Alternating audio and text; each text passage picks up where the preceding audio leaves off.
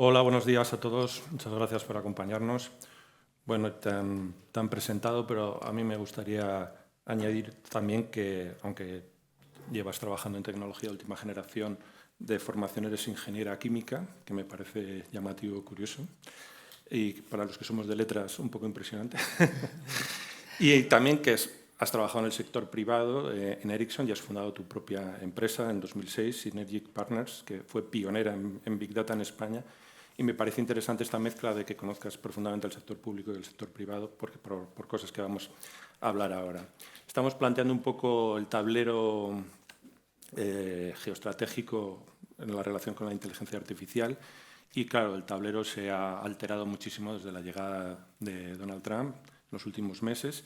Y precisamente te quería hablar de este viaje que hizo Donald Trump a Arabia Saudí hace apenas unas semanas, en las que se hizo un acuerdo que incluso ha sido cuestionado por periódicos como el New York Times en Estados Unidos por esta especie de cesión de tecnología. Hablábamos ahora precisamente de microprocesadores. Entonces, es un poco cuál es la relación ahora entre la tecnología y la geopolítica, cómo debemos interpretar un acuerdo en el que un país como Estados Unidos utiliza su tecnología casi en una materia comercial, vamos a decirlo, ¿no? Bueno, en primer lugar, muchísimas gracias a Forbes por organizar este gran evento e invitarme. Y como ya nos introducía muy bien Nacho Pineda, ¿no? La tecnología ha cambiado para siempre el equilibrio de poder.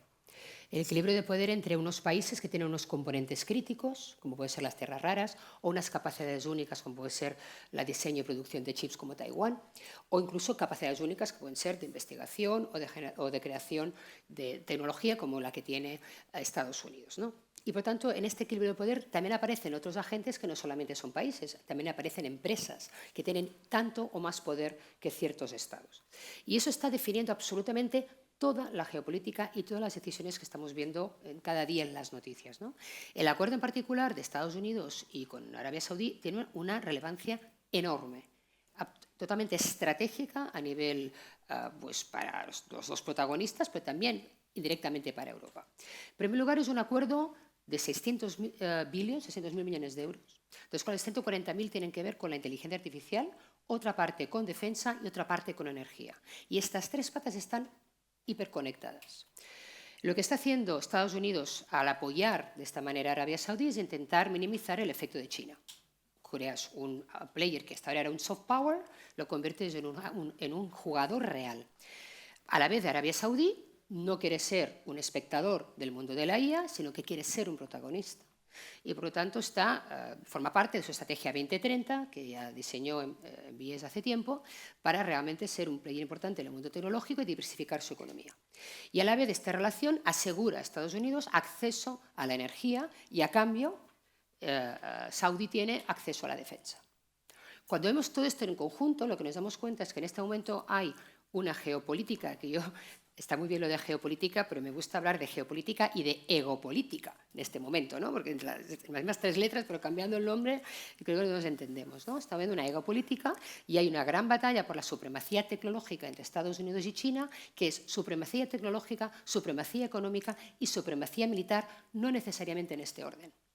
Y todo lo que estamos viendo en este momento, pues tiene como consecuencia esta gran capacidad. Piensa que en el acuerdo que ha hecho Estados Unidos con Arabia Saudí, que sigue a otro previo con Emiratos Árabes, lo que estás garantizando es que después de Estados Unidos, las dos naciones que van a tener mayor acceso a los chips de última generación sean precisamente Arabia Saudí y Estados Unidos. Taiwán, porque es el productor, pero luego, después de Estados Unidos, por delante de Europa. Es decir, la primera geopolítica, el ejemplo fue cuando la administración Biden prohibió la exportación de los chips de Nvidia a China para intentar retrasar su desarrollo, y China pues, ha desarrollado y está desarrollando su propia industria y tiene maneras de digamos, esquivar eso, como ha sido DeepSeek, de hacerlo lo mismo con chips más baratos. Pero en este momento lo que está pasando es que, aunque no haya una prohibición de exportación de chips a Europa no le van a quedar chips, porque se los van a dar primero a Arabia Saudí y a China. Un ejemplo, nuestro Mare Nostrum 5, el superordenador que tenemos, consume 4.180 chips H100 de Nvidia. Solo Arabia Saudí tiene acceso a 500.000 de estos chips por año a partir de 2025. Es los cuales 100.000 se los queda el país y los otros son para los data centers americanos. Por tanto, estamos viendo un cambio absolutamente de esos players y Arabia Saudí en este momento, por este acuerdo estratégico, puede convertirse en un gran jugador de la IA, con capacidades únicas de data centers de 500 megavatios en el país, y eso puede ser una amenaza para Europa porque nos pueden drenar los científicos y el talento que tenemos de Europa porque ellos van a encontrar unas capacidades de cálculo que aquí no tenemos. Claro, es que cuando yo era pequeño el mundo estaba un poco dividido en dos polos, el este y el oeste, y lo importante era tener armas nucleares. Y ahora, sin embargo, estabas comentando la aparición también, se hablaba de Isaac Asimov en sus novelas introducía la idea de corporaciones, compañías económicas que llegaban a tener tanto poder como un Estado o incluso por encima de los Estados, ¿no? Lo citabas y por profundizar un poco, cómo esta lucha por el poder político, de poderes económicos y poderes tecnológicos, ¿no? Y si estamos ante un nuevo orden global, digamos que el poder ya es, la tecnología es el poder, ya no son tanto las armas como eran antes o la propia economía, ¿no? Bueno, está todo imbricado, ¿no? Y además, lo decía muy bien, no sé si era general, cuando hablamos de defensa en este momento, o cuando hablamos de guerras, ¿no? Hasta ahora había 3 dimensiones, que era tierra, mar y aire. Pues tenías un ejército de tierra, un ejército de mar y un ejército de aire. Ahora, en lugar de 3 dimensiones, hay 6. Está el espacio terrestre, el espacio marítimo, el espacio aéreo, luego está el ciberespacio, el espacio-espacio, el sideral, y el espacio mental. Y todas las guerras ocupan los 6 vectores. La desinformación forma parte de una guerra. Los ataques ya son híbridos. No el ataque cibernético se queda en el mundo cibernético, no, un ataque cibernético ataca una infraestructura física. Por tanto, estamos con todo esto que está relacionado. El factor diferencial de la inteligencia artificial, hay 2, aparte de los que ha contado Nacho, que es que afecta a todos los sectores verticales, incluido algunos sectores que pensábamos que eran exclusivos para el ser humano, como eran las industrias creativas. Esas industrias nunca antes habían sido afectadas por las tecnologías y ahora sí. 2, es de uso dual todo lo que hagamos de la IA. Hasta ahora, la inversión, de hecho Silicon Valley nace a través de las grandes inversiones de defensa. De las inversiones de defensa se trasladan a inversiones del ámbito civil, empezando por el GPS.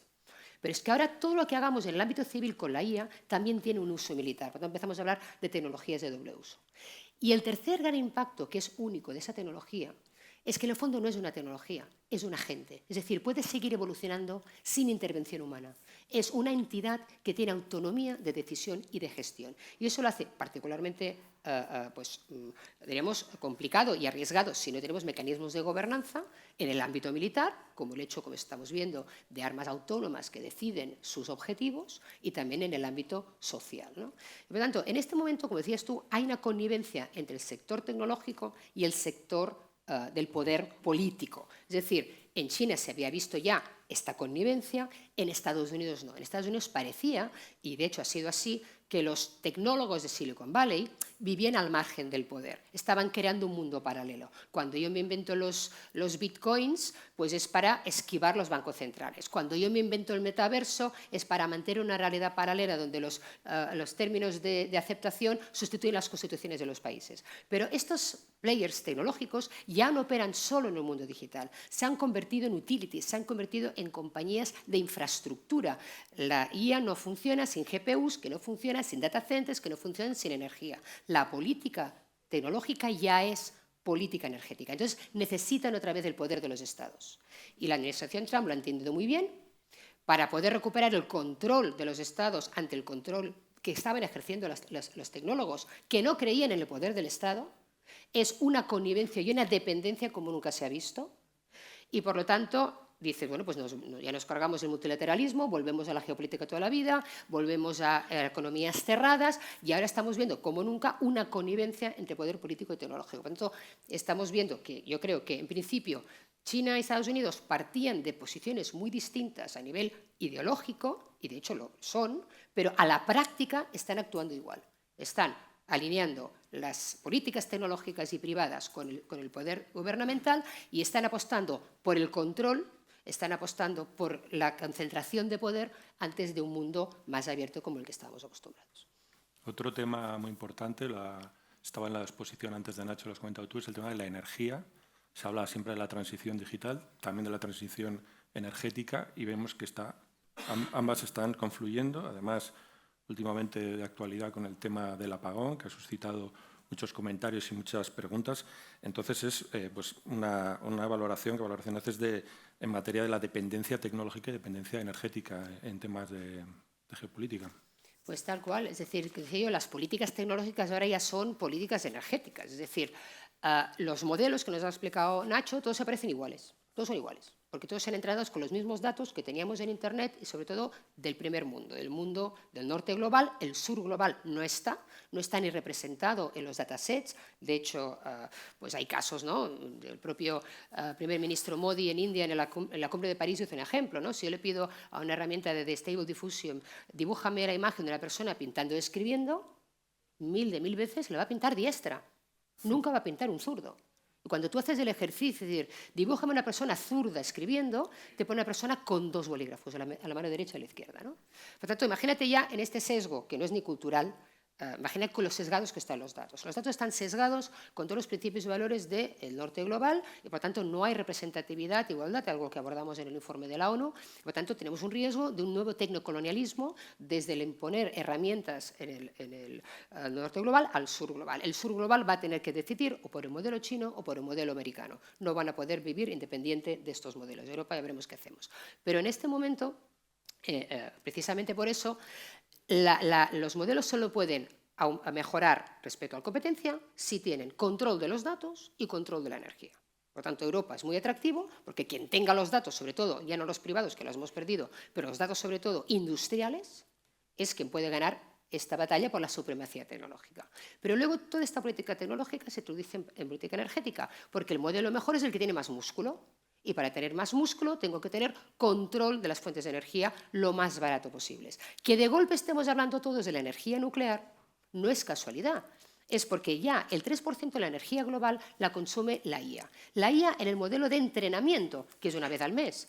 Pero lo que va a generar el consumo es lo que llamamos la inferencia. Es decir, cada vez que todos nosotros, que toda la humanidad, hacen una consulta en ChatGPT, o en DeepSeek, o en Claude. Por tanto, se está viendo que probablemente haya un 20% proyectado de la energía global que se sume a las demandas actuales y ya no digamos de las demandas crecientes de la industria. Por tanto, más que transición energética, es una adición energética, porque a la energía le tenemos que ir sumando al mix. En Estados Unidos lo que les ocurre es que tan solo tienen en su propio país la energía que necesita su industria número 1 y por eso está habiendo un renacimiento nuclear para poder dotar a estos grandes fabricantes tecnológicos por primera vez permiso para que se conviertan en generadores de su propia energía a través de modelos de sistemas que llamamos small nuclear reactors, de reactores pequeños nucleares.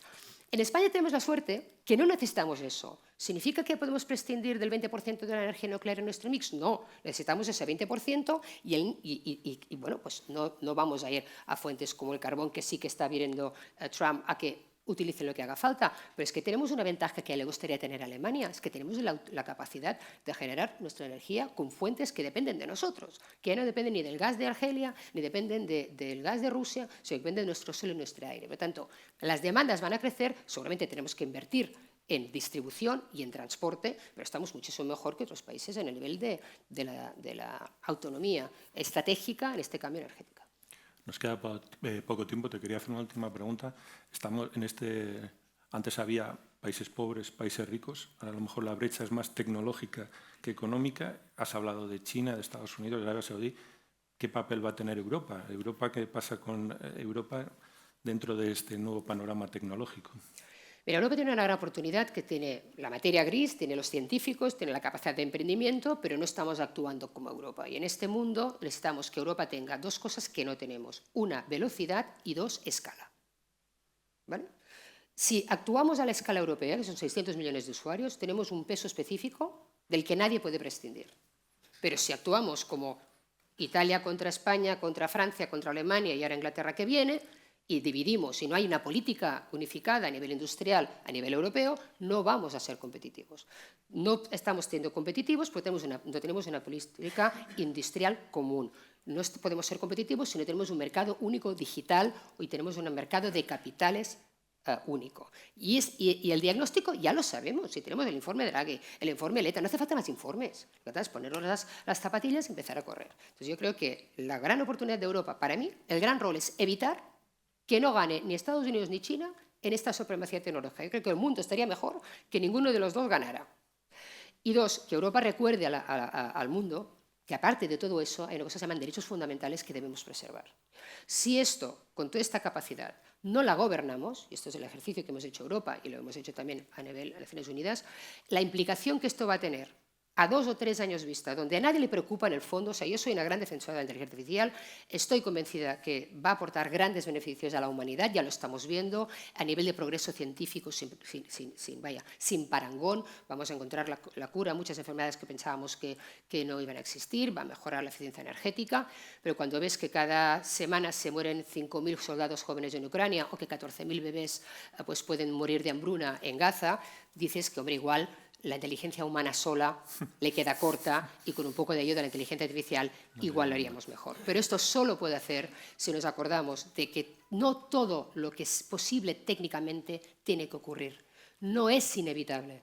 El ser humano tiene que definir los límites de la inteligencia artificial y Europa tiene que unirse como Europa, tiene que trabajar para ser de una manera un player, porque si no lo que va a hacer es drenar también su capacidad de innovación en otros agentes.